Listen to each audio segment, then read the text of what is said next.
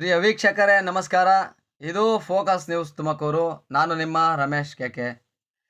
ಬೆಂಗಳೂರು ಗ್ರಾಮಾಂತರ ಜಿಲ್ಲೆಯ ದೇವನಹಳ್ಳಿ ತಾಲೂಕಿನ ವಿಜಯಪುರ ಪಟ್ಟಣದಲ್ಲಿ ಗ್ರಾಮ ದೇವತೆ ಗಂಗಾ ತಾಯಿ ಹಾಗೂ ದುರ್ಗಾ ಪರಮೇಶ್ವರಿ ತಾಯಿಯವರ 56ನೇ ವರ್ಷದ ಜಾತ್ರಾ ಮಹೋತ್ಸವ ಬಹಳ ಭಕ್ತಿಭಾವ ಮತ್ತು ಸಾಂಪ್ರದಾಯಿಕವಾಗಿ ವೈಭವದೊಂದಿಗೆ ಅದ್ಧೂರಿಯಾಗಿ ನೆರವೇರಿತು.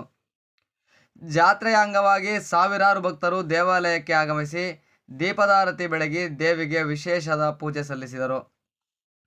ದೇವಾಲಯದ ಸುತ್ತಮುತ್ತ ಜಯಘೋಷಗಳು ಮೊಳಗುತ್ತಿದ್ದು, ಪೂಜೆ, ಪುರಸ್ಕಾರ ಹಾಗೂ ಧಾರ್ಮಿಕ ಕಾರ್ಯಕ್ರಮಗಳಿಂದ ವಿಜಯಪುರ ಪಟ್ಟಣವೇ ಭಕ್ತಿಮಯವಾಗಿ ವಾತಾವರಣದಲ್ಲಿ ಮಿಂದೇಳಿತು.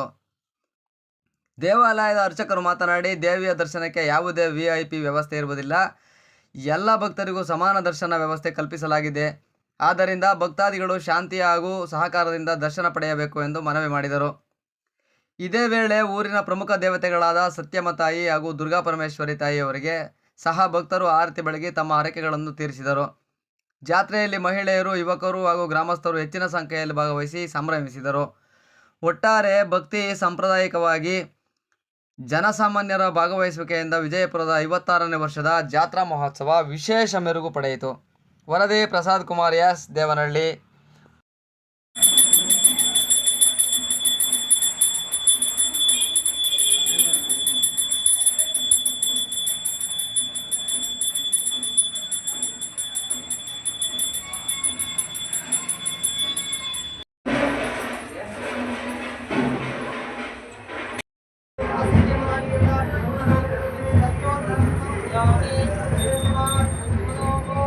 Muka-muka, muka mah.